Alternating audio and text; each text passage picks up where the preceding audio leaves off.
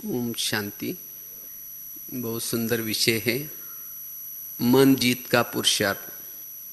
वैसे तो इस सीजन में बाबा संस्कार परिवर्तन की तरफ ज़्यादा हम सभी का अटेंशन खिंचवा रहे हैं, क्योंकि समय और परिस्थिति को देखते हुए इस विश्व परिवर्तन का समय बड़ा तेजी से आ रहा है। और इसीलिए बाबा चाहते कि अपना स्वयं का भी परिवर्तन, क्योंकि विश्व का परिवर्तन तो होगा, लेकिन ऐसी आने वाले विश्व में जाने के लिए, दुनिया में जाने के लिए अपना स्वयं का परिवर्तन आवश्यक है। हम सेवा तो बहुत कर रहे हैं, पुरुषार्थ भी करते हैं, लेकिन स्वयं के संस्कार परिवर्तन का पुरुषार्थ।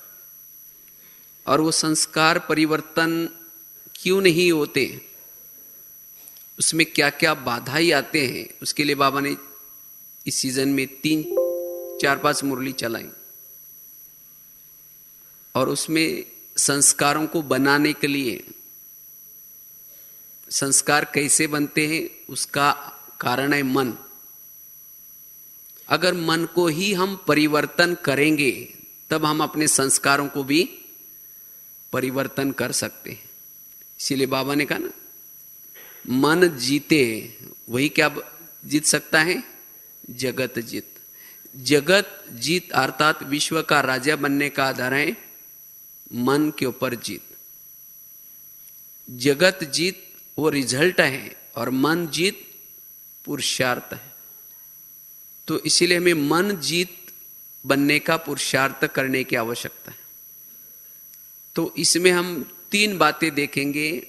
एक तो अगर हम मन के ऊपर जीत प्राप्त करते हैं तो हमें क्या क्या जीवन में फायदा होगा, क्योंकि जब फायदा पता चलेगा तो पुरुषार्थ भी कर सकेंगे। और मन में वैर संकल्प क्यों चलते हैं, उसका क्या क्या कारण है, उसके ऊपर भी चर्चा करेंगे। और तीसरी बात, मन जीत बनने का पुरुषार्थ क्या है। एक तो उसे फायदा, कारण, और उस तीसरा निवारण। तो सबसे पहले अगर हम ये मन को जीत लेते हैं, मन जीत बनते हैं, तो हमारे जीवन में, हमारे पुरुषार्थ में क्या क्या फायदा होगा। तो सबसे पहला फायदा है जीवन मुक्त। अगर हमें संगम युग का आनंद लेना है, बेफिक्र बादशाह बनना है, इसलिए मन को जीतने की आवश्यकता है। क्योंकि मन के व्यर्थ संकल्प हमें बंधन में बांधता है। आज हर आत्मा को, ब्राह्मण आत्मा को भी अलग अलग प्रकार के बंधन है, और ये बंधन जिसके जीवन में है उसको दुख की फीलिंग होती है। ब्राह्मण बनने के बाद, इतना श्रेष्ठ जीवन होने के बाद, अगर हमारे संकल्प चलते हैं, निगेटिव संकल्प चलते हैं, तो हम मुक्त स्थिति का अनुभव नहीं कर पाएंगे। तो इसलिए अगर जीवन मुक्त स्थिति का मजा लेने के लिए, अनुभव करने के लिए, यह मन जीत स्थिति आवश्यक है। क्योंकि जब मन में संकल्प चलते हैं तो भावनाएं खराब हो जाते हैं, संबंध खराब हो जाता है, वातावरण खराब हो जाता है, दृष्टिकोण खराब हो जाता है, कई बातें हो जाते हैं। तो इसलिए अगर हमें जीवन मुक्त स्थिति में रहना है तो मन जीत का पुरुषार्थ आवश्यक है। दूसरी बात है, अगर हम मन जीत बनेंगे तो आज हमारे योग में जो विभिन्न प्रकार के विघ्न आते हैं, आज कई भाई बहनों का ये योग की बहुत समस्या है। कहते योग लगता ही नहीं है, योग में जब बैठते हैं तो मन एकाग्र होता ही नहीं है। योग में बैठते हैं, चाहते हैं परमधाम में जाए, लेकिन पता नहीं क्या हो जाता है, कुछ समय के बाद मन भटकना शुरू हो जाता है। जो सदा योगी बनना चाहते हैं वो नहीं बन पाते। कभी कभी योग अच्छा लगता है और कभी कभी नहीं लगता। तो ये जो हमारी योग की जो विभिन्न प्रकार की समस्याएं हैं वो खत्म हो जाएगी, सदा योगी बनेंगे। क्योंकि मन और बुद्धि योग में बाबा के पास जब जाती है तब उससे हमारे आत्मा में एनर्जी आते हैं, शक्ति आते हैं, और जिससे हम आत्मा अनुभूति निरंतर कर लेते हैं। अगर मुझे निरंतर आत्मा अनुभूति करनी है तो ये मन जीत की स्थिति आवश्यक है। मन को जहां ऑर्डर किया, जहां उसको कहा, जो सोचने के लिए कहा वही सोचे। अगर ये स्थिति है तो हम योग का बहुत अच्छा आनंद ले सकते हैं, निरंतर आत्मा अनुभूति कर सकते हैं। तो इसलिए अगर हम मन जीत बनते हैं तो योग के जो प्रॉब्लम्स है वो हमारे सब खत्म हो गए। उसके साथ साथ अगर हम मन जीत बनते हैं तो हम मनसा सेवा कर सकेंगे। जिसने अपने मन को के ऊपर जीत प्राप्त नहीं किए हैं वो मनसा सेवा नहीं कर सकता, क्योंकि मनसा सेवा करने के लिए मन के अंदर निगेटिव कोई भी प्रकार की बातें न हो। अगर जिसके मन में किचड़ा है, निगेटिव बातें हैं, वो मनसा सेवा नहीं कर सकता। तो मनसा सेवा करने के लिए मनजित स्थिति आवश्यक है। इसके साथ साथ हम अपने जीवन में कुछ सफलता चाहते हैं, मैं जो सोचता हूं वही हो जाए। अनेक प्रकार की हम सफलता चाहते हैं, चाहे सेवाओं की सफलता, चाहे धारणाओं की सफलता। अगर सफल बनना है तो मन जित स्थिति चाहिए, क्योंकि मन जितना हमारा पॉजिटिव रहता है, जितना सकारात्मक सोचता है, उतना मन शक्तिशाली बनता है। और शक्तिशाली मन जो सोचता है वही होता है। आज हम सोचते कुछ और है और होता ही नहीं है, और इसीलिए मन और अशांत होता है। कहते मैं तो ये सोचती हूं, मैं ये सोचता हूं, पता नहीं होता ही नहीं है। क्यों? मन जित स्थिति नहीं है। जब हमारी मन जित स्थिति रहेगी तब हम जो सोचेंगे वो सिद्ध होगा। इसके साथ साथ हम वायुमंडल को मन जित स्थिति बनाने से वायुमंडल को बहुत शुद्ध बनाने की सेवा कर सकते हैं, और ये बहुत गुप्त स्थिति है। वायुमंडल और वायुमंडल का प्रभाव आत्माओं के ऊपर पड़ता है। घर का वायुमंडल, सेंटर का वायुमंडल, जिस स्थान पर रहते हैं, जिस ऑफिस में जाते हैं, वायुमंडल शुद्ध। और जब तक वायुमंडल शुद्ध नहीं होगा तब तक देवताएं धरती पर कैसी आएगी। तो वायुमंडल बनाने की सेवा करने के लिए मन जित स्थिति चाहिए। जितनी मन जित स्थिति है उतना हम वायुमंडल बनाने की सेवा कर सकते हैं। इसके साथ साथ जब हम मन जीत बनते हैं तब हमारे अंदर एकाग्रता आती है, और एकाग्रता योग का आधार है। और जब हमारे अंदर एकाग्रता आती है तो अंतर्मुखी बनने की अवस्था बनी रहती है। अंतर्मुखी अर्थात अपने आप को ही देखना।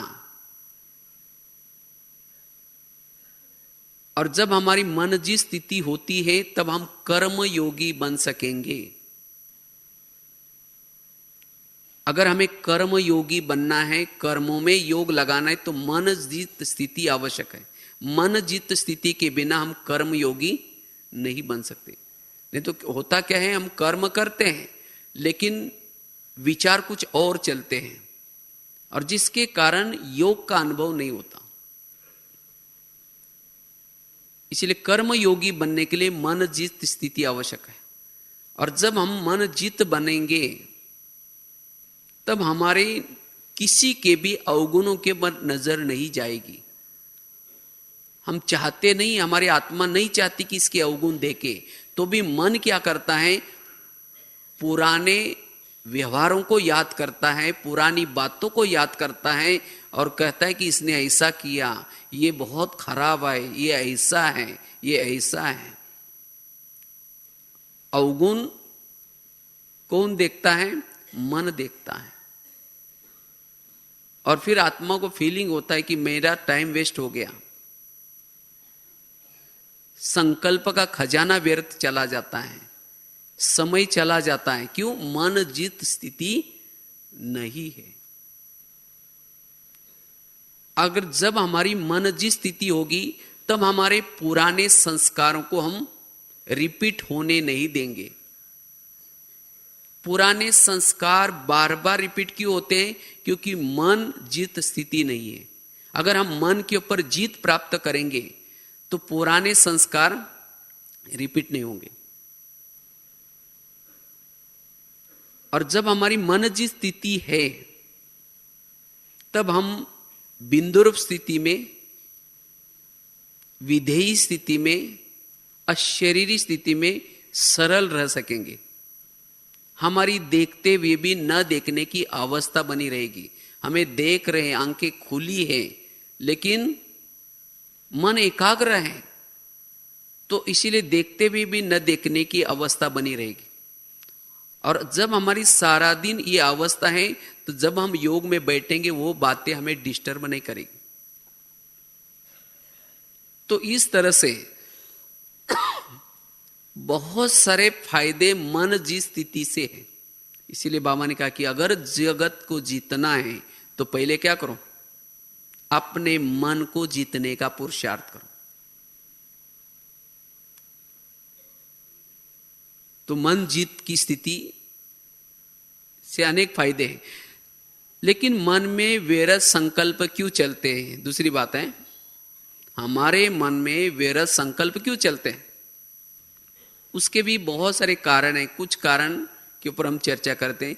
पहली बात है, मन में वैरस संकल्प इसीलिए चलते हैं अगर हमारा दृष्टिकोण निगेटिव है किसी के प्रति,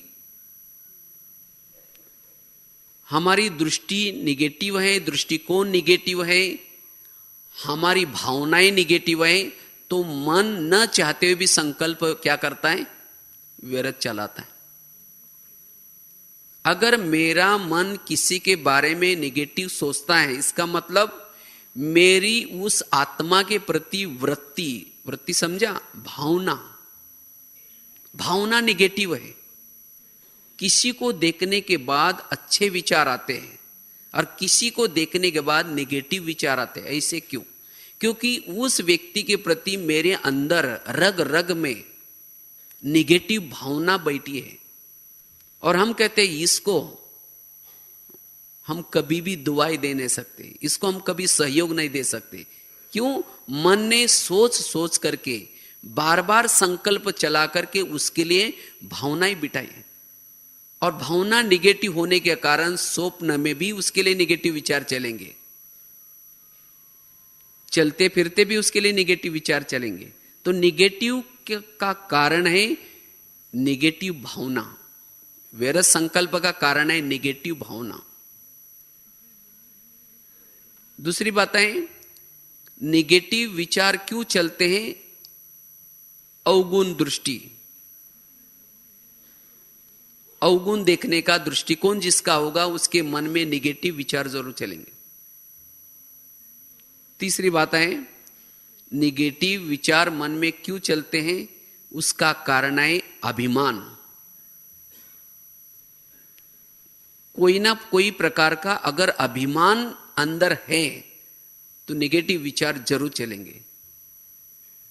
मेरे को उसने ऐसा क्यों कहा, अगर वो बातें लग गई इसका मतलब अभिमान है। कोई विशेषता का अभिमान, कोई कला का अभिमान, कोई सहयोग का अभिमान, जिसके अंदर कोई भी प्रकार का अभिमान होगा उसके मन में नेगेटिव विचार जरूर चलेंगे। वो मन को जीत नहीं सकता।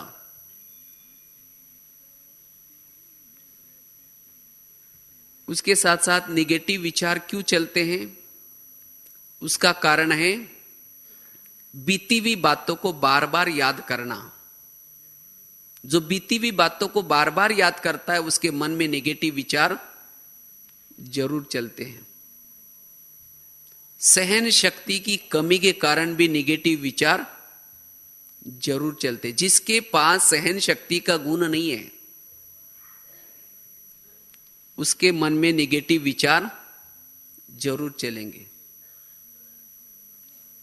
जो देह अभिमान में रहता है उसको भी नेगेटिव विचार जरूर चलेंगे।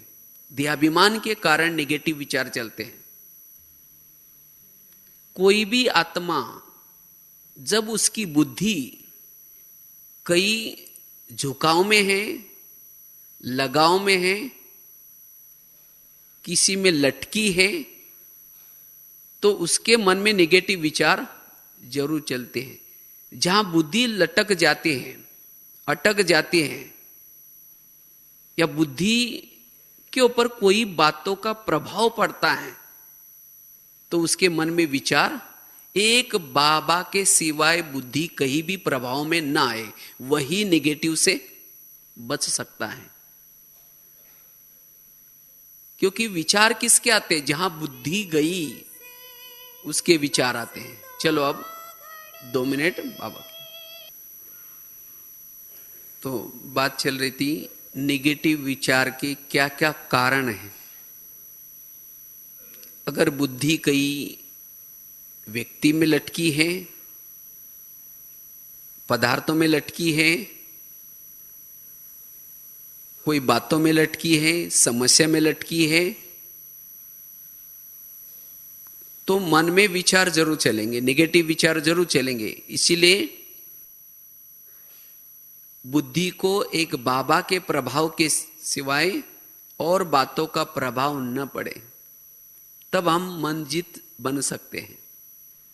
और नेगेटिव विचार क्यों चलते हैं मन में? उसका कारण है जब हम योग का अभ्यास नहीं करते या योग का अनुभव नहीं करते, अगर हमारा योग ठीक नहीं है, अमृत वेला ठीक नहीं है,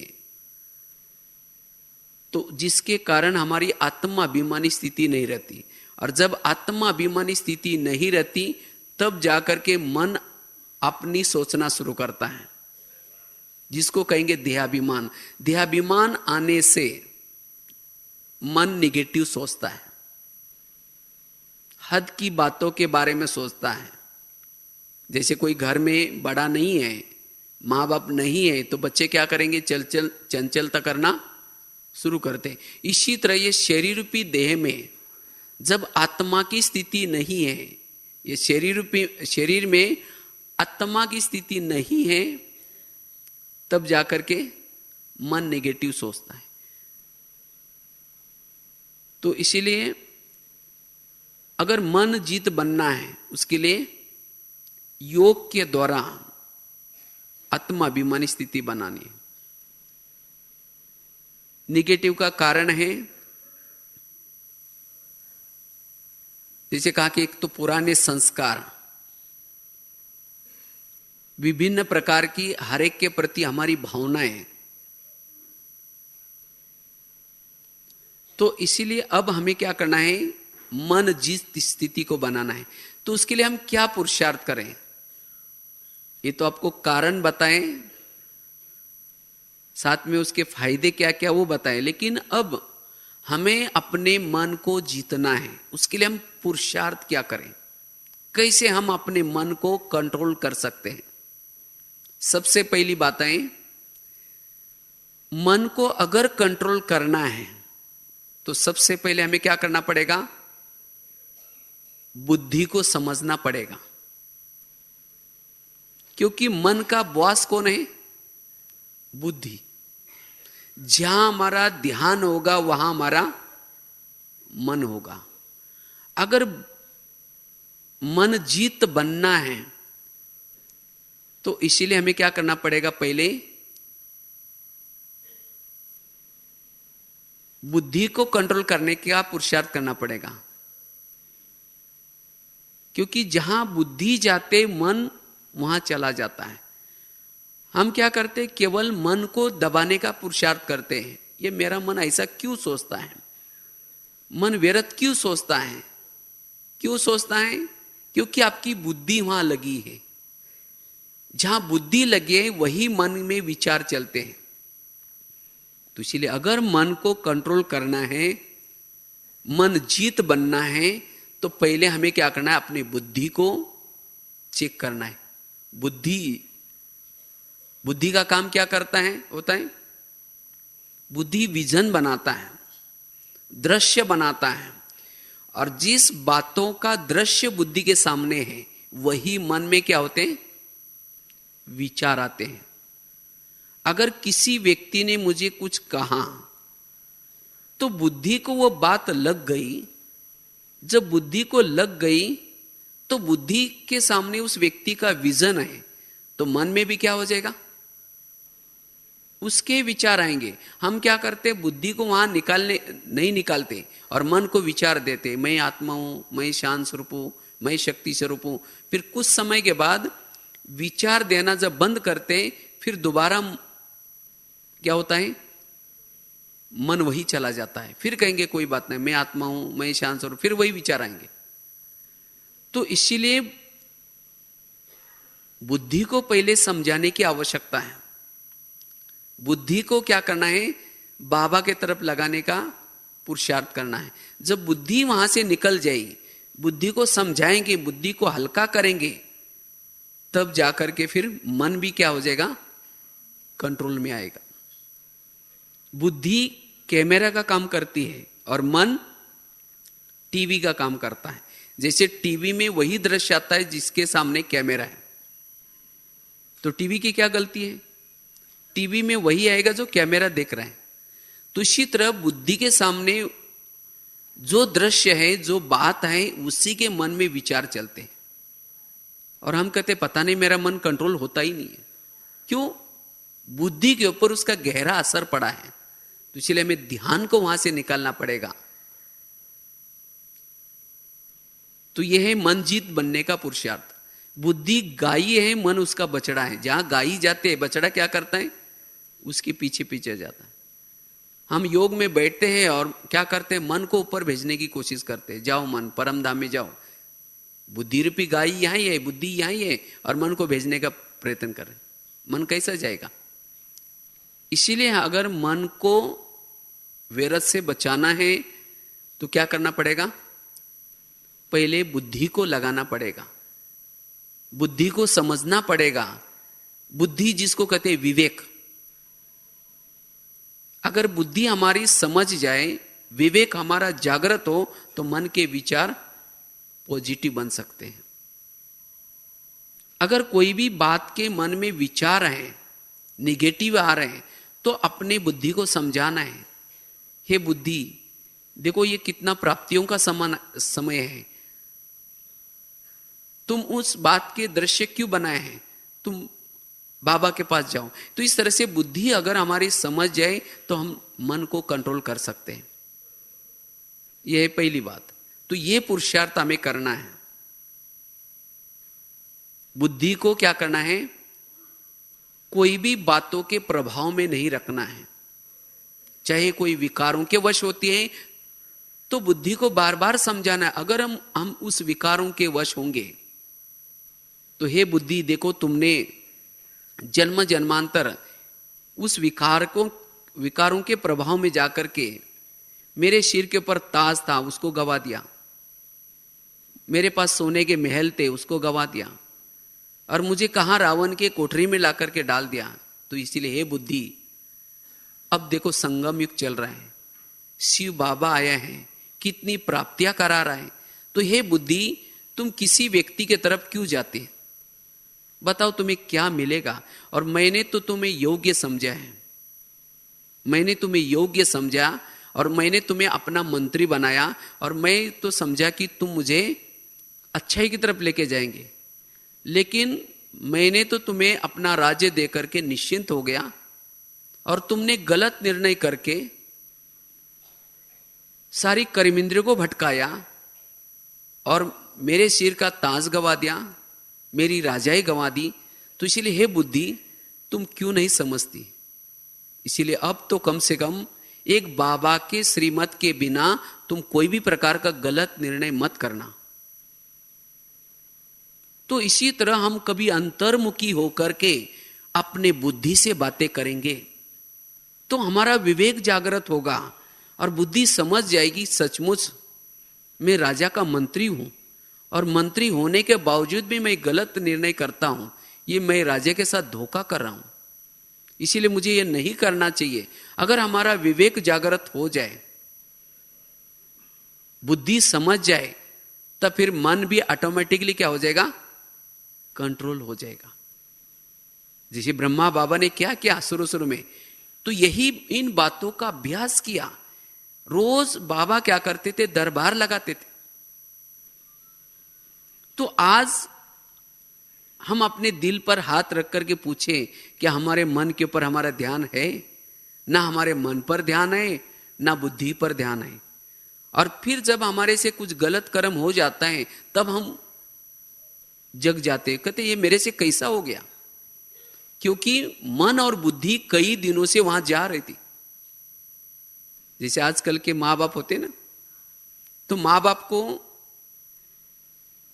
टाइम ही नहीं होता कि बच्चे कहाँ जा रहे हैं, किसके संग में जा रहे हैं, ना कभी पूछते हैं। और जब बच्चों ने कुछ गलत काम किया तब उनको लगता है कि बच्चों ने ऐसा काम क्यों किया। तो इसी तरह रोज हम अपने मन बुद्धि की चेकिंग करें। मन ने सारा दिन क्या क्या सोचा, बुद्धि कहां कहां गई थी, क्योंकि मन ने जहां सोचा इसका मतलब बुद्धि भी गई। और जब हम इन दोनों की अच्छी तरह पीरियड लेते हैं, अर्थात उनसे बातें करते हैं, तब जाकर के अगर हमारा विवेक जागृत हो जाए, तब जाकर के हमारे अंदर दृढ़ता आती है और तब जाकर के हम मन को कंट्रोल कर सकते हैं। तो ये है पुरुषार्थ।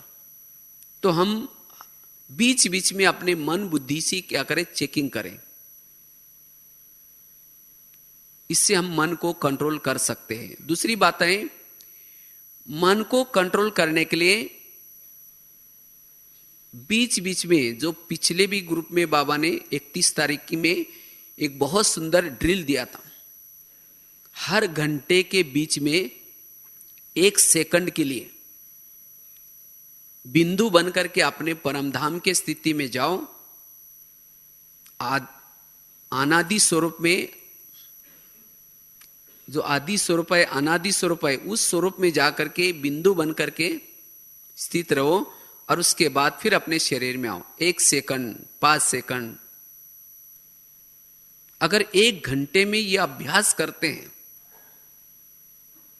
तो 1 सेकंड का यह अभ्यास 1 घंटा तक हमें बिंदु स्वरूप की स्थिति का अनुभूति कराएगा, वो आत्मा अनुभूति में टिकाएगा। 1 सेकंड का या 5 सेकंड का अभ्यास। और जब हमारी ये बिंदु स्वरूप की स्थिति बनी रहती है, तब हमारे अंदर एकाग्रता आती है। तब जब हमारी ये बिंदु स्वरूप स्थिति आती है तो उस समय हमारे शरीर में बहुत सुंदर वाइब्रेशंस फैलते हैं और इससे हमें एक अति इंद्रिय सुख मिलता है। और जब ये अति इंद्रिय सुख मिल जाता है तो बुद्धि कहीं भी अटकती लटकती नहीं है। बुद्धि कोई भी बातों के प्रभाव में नहीं आती। जब बुद्धि प्रभाव में नहीं आएगी, बुद्धि उपराम हो जाएगी, तो जब बुद्धि परमधाम में जाएगी, उपराम हो जाएगी, तो मन भी क्या हो जाएगा? कंट्रोल में आ जाता है। हमारे अंदर के जो पुराने संस्कार है वो भी दबे हुए रहते हैं। तो फिर 1 घंटे के बाद फिर 1 सेकंड के लिए ऊपर जाओ, उस आत्मा स्वरूप में, वो बिंदु स्वरूप में स्थित होकर के फिर वापिस आ जाओ। तो ये 1-1 घंटे में अगर हम अभ्यास करते हैं, इस अभ्यास से हम अपने मन को कंट्रोल कर सकते हैं, क्योंकि इससे हमारी ये बिंदु स्वरूप स्थिति रहती है और इसी बिंदु स्वरूप से हमारी देखते हुए न देखने की अवस्था बनी रहेगी। उस समय उस बिंदु स्वरूप स्थिति से हम तृप्त बन जाते हैं, भरपूर बन जाते हैं। कुछ पाने की, कुछ देखने की कोई कामना, कोई इच्छा नहीं रहती। और ऐसे स्थिति में कोई अगर हमारा अपमान भी करे, कोई हमारे जीवन में विघन भी डाले, तो उन बातों का कोई असर नहीं पड़ता, क्योंकि वो आत्मस्थिति है। आत्मस्थिति के सामने मान, अपमान, निंदा, स्तुति ये कुछ भी नहीं लगता। तो ऐसे हम एक एक घंटे में क्या करें, बीच बीच में ऐसा अभ्यास करने का पुरुषार्थ करें, और इस पुरुषार्थ से हम अपने मन की स्पीड को, मन के विचारों को पॉजिटिव बना सकते हैं, मन को कंट्रोल कर सकते हैं। तो ये है पहली बात बताई, रोज अपने मन की और बुद्धि की चेकिंग करें, उसका दरबार लगाएं और बुद्धि के साथ बातें करें। और जब बुद्धि के साथ बातें करेंगे तो मन कंट्रोल हो सकता है।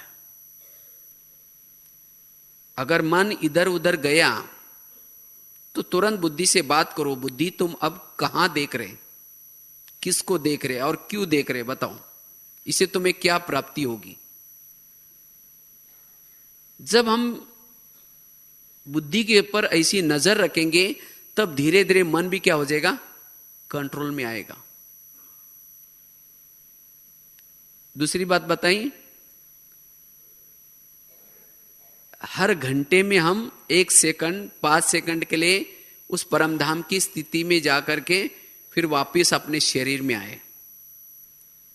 इससे भी हम अपने मन को कंट्रोल कर सकते हैं। तीसरी बात है,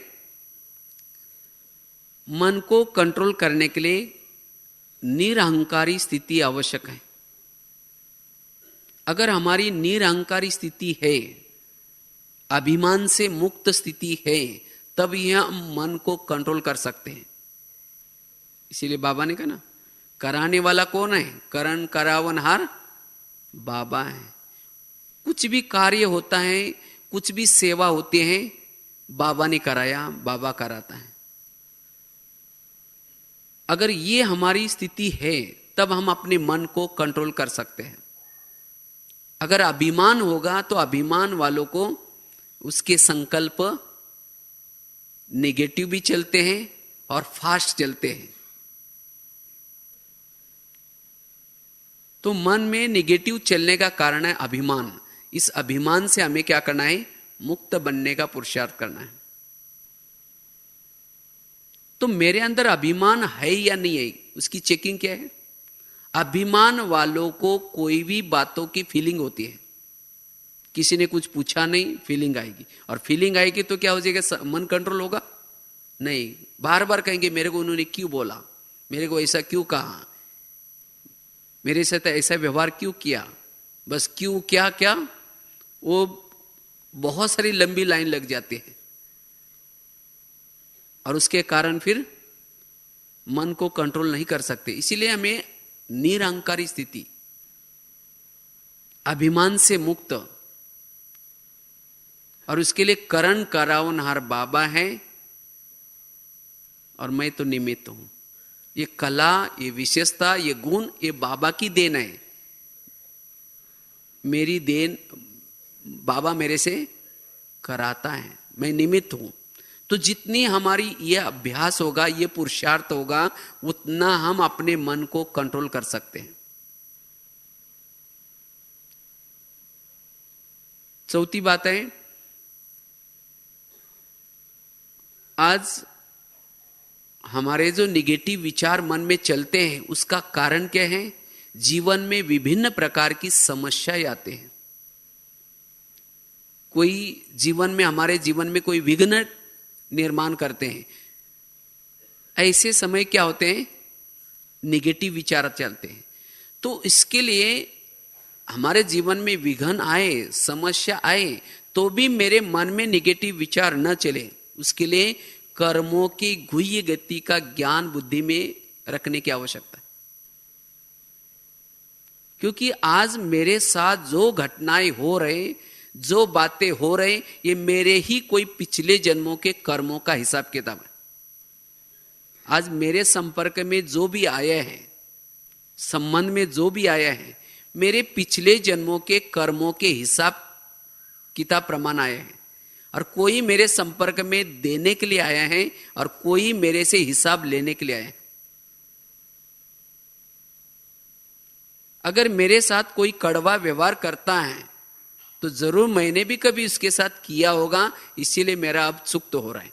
जितनी हमारा ये पुरुषार्थ होगा, इस बात को हम पक्का करेंगे, तब हमारे कोई भी विपरीत परिस्थिति में, कोई भी विपरीत घटनाओं में संकल्प नहीं चलेंगे। इसीलिए बाबा ने ड्रामा का ज्ञान क्यों दिया है?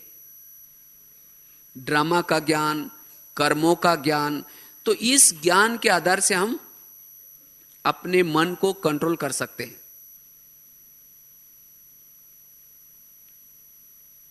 इसीलिए रोज हमें जब भी सवेरे उठेंगे तो क्या याद रखना, आज पता नहीं न जाने किसके किसके हिसाब होंगे, वो मेरे पास आएंगे, मुझे उनके हिसाब चुकता करना है।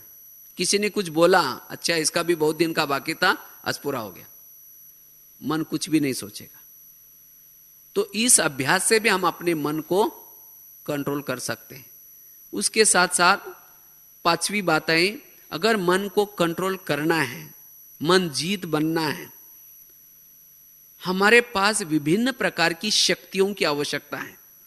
बाबा ने इस मुरली में बहुत अच्छी बात कही, शक्तियां लगाम है, शक्ति रूपी लगाम से मन को कंट्रोल करो। अगर आपके पास शक्तियों की लगाम ही नहीं है, सहन शक्ति नहीं है, सामना करने की शक्ति नहीं है, निर्णय शक्ति नहीं है, लगाम नहीं होगी, मन आपका कंट्रोल नहीं होगा। तो किस समय कौन सा लगाम खींचने की आवश्यकता है, उस लगाम को खींचो, मन कंट्रोल हो जाएगा। राजा होता है, राजा कभी अकेला नहीं चलता। राजा जब चलता है कैसे चलता है? राजा के साथ मंत्री होता है, सेना होती है, और उसी के बीच में वो चलता है। तो इसी तरह हम भी कौन है? राजा है। तो हम अकेले नहीं हैं, हमारे साथ अनेक गुण रूपी सेना है, शक्ति रूपी सेना है, मन बुद्धि मंत्री है। कोई भी बात आई, आपको सोचने की कोई आवश्यकता नहीं। सहन शक्ति को कहो, सहन शक्ति तुम जा, तुम उसका सामना कर ले। मन हम खुद ना सोचे, लेकिन सहन शक्ति को भेज दो, सामना करने की शक्ति को भेज दो। आप अपने मन से निश्चिंत रहो, तब मन को कंट्रोल कर सकते हैं। छठी बात है, अगर मन को कंट्रोल करना है, उसके लिए रोज मन को कोई ना कोई होमवर्क देने की आवश्यकता है। पावरफुल स्मृतियां, बाबा ने आज तक कितनी सारी स्मृति दी। मैं शिव शक्ति हूं, अब घर जाना है, मैं कलप कलप की विजय हूं, मेरे जीवन की हर घटना में कल्याण है। इस तरह से जितनी पावरफुल स्मृतियां देते हैं, तो उतना मन कंट्रोल में आएगा। जब हम मन को फ्री रखते हैं, तब जाकर के मन क्या करता है? कुछ भी सोचता है। इसीलिए हम रोज जब मुरली सुनते हैं, उस मुरली से कोई पॉइंट ले और उसको चिंतन में लगाएं। मैं खुद ही क्या करता हूं, रोज कोई ना कोई सोचता है कि मुझे रोज कोई ना कोई टॉपिक के ऊपर लिखना है, तो हम रोज क्या करते हैं, उस टॉपिक, मन को टॉपिक दे देते हैं कि आज तुमको इसके बारे में सोचना है। तो चाहे चल रहे, कर्म कर रहे, उस टॉपिक का चिंतन चलता रहता है, और वो टॉपिक को फिर लिख करके आर्टिकल के रूप में भेज देते, तो मन को काम दे दिया, और उसके कारण फिर वैरस से मन काफी बच जाता है। तो जितना हम चिंतन मनन में रखेंगे, जो वरदान है, स्लोगन है, या मुरली की कोई एक बात है, तो जितना उसका चिंतन करेंगे उतना मन कंट्रोल में आएगा। इसीलिए मन को कंट्रोल करने के लिए हमें रोज क्या करना है? चिंतन मनन में, स्मृतियों में, कोई ना कोई बातों को पॉजिटिव में मन को बिजी करना है। जितना मन हमारा बिजी होगा, उतना मन कंट्रोल में हो सकता है। तो इस तरह से बहुत सारी बातें हैं।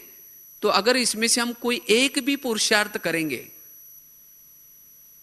तब भी हम अपने मन को कंट्रोल कर सकते हैं। अगर हम मन को कंट्रोल करेंगे, हमारे संस्कार भी बदल जाएंगे,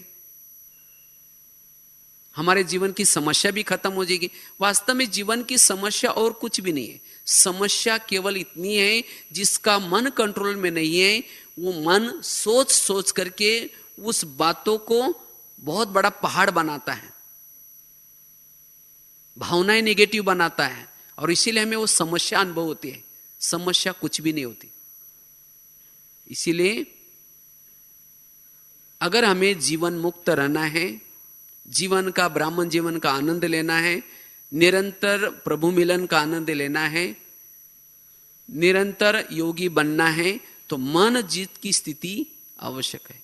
और इसके लिए हमें क्या करना है, ये कुछ 5-6 बातों का जो आपको पुरुषार्थ बताया, अगर ये पुरुषार्थ हम करेंगे तो सहज ही हमारी मन जीत की स्थिति आ जाएंगी। तो इसलिए मैं हर घंटे में बीच बीच में क्या करना है, मन की चेकिंग करनी है।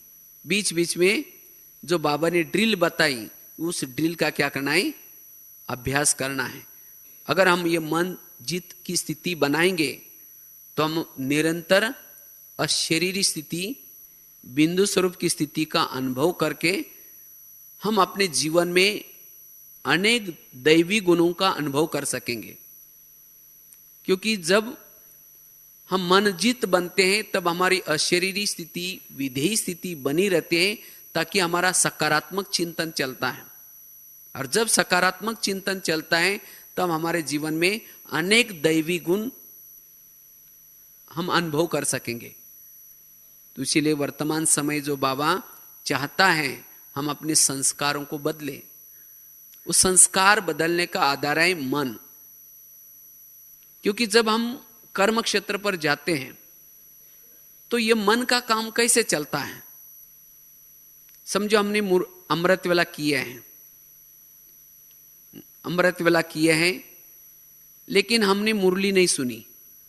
तो जब कर्म क्षेत्र पर जाएंगे, मन और बुद्धि का दोनों का आपस में वार्तालाप चलता है। जब बाहर जाएंगे तो समझो हमारे संस्कार के प्रमाण मन में विचार आएंगे। उसी दिन आपकी बुद्धि तो पावरफुल है, शक्तिशाली है, लेकिन उसके अंदर निर्णय करने का ज्ञान नहीं है। तो मन में निगेटिव विचार आएगा, लेकिन बुद्धि निर्णय नहीं कर पाएंगी। इसीलिए केवल योग ही काम नहीं आता, लेकिन योग के साथ साथ ज्ञान की भी आवश्यकता है। केवल ज्ञान सुना लेकिन योग नहीं लगाया, तो बुद्धि नहीं चाहेगी कि यह नहीं करना है, तो भी मन जबरदस्ती करके गलत कर्म करवाएगा। इसीलिए जो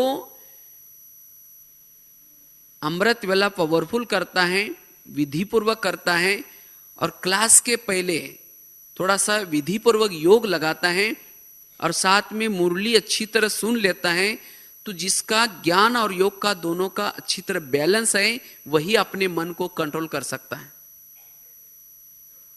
तो इसीलिए हमें रोज क्या करना है, जो भी बाबा ने बैठक समय जो दिए हैं, चाहे अमृत वेला का टाइम, क्लास के पहले वाला आधा घंटे का टाइम, चाहे नुमा श्याम का टाइम, उसी समय अगर हम योग लगाते हैं बैठ करके, तो उस योग के द्वारा हम जब अनुभूति करते, तो सारा दिन अपने मन और बुद्धि को कंट्रोल कर सकेंगे। तो ये पुरुषार्थ करके हमें क्या करना है, अपने मन और बुद्धि को कंट्रोल करना है, और तब जाकर के भविष्य में हम जगत जीत बन सकेंगे। अगर हमने मन को ही नहीं जीता, तो हम जगत जीत भी नहीं बनेंगे। जो मन के अधीन है, वो कभी भी अधिकारी नहीं बन सकता। सभी की इच्छा तो है हम राजा बनना है, लेकिन राजा बनने के लिए मन को कहते हैं तुम परम धाम में जाना, मन कहीं मार्केट में चला जाता है, तो राजा कैसे बनेगा। तो आज दुनिया में भी देखो अनेक प्रकार का तनाव, टेंशन, समस्याएं, क्यों? उनके जीवन में मन को कंट्रोल करने का ज्ञान नहीं है। अगर हम ब्राह्मण होने के बाद, इतना ज्ञान होने के बाद फिर भी मन को कंट्रोल नहीं किया, तो फिर हमारा समय भी जाएगा, संकल्प भी जाएंगे, और संस्कार परिवर्तन नहीं होंगे। तो ये हमें क्या करना है, पुरुषार्थ करना है। ठीक है, ओम शांति।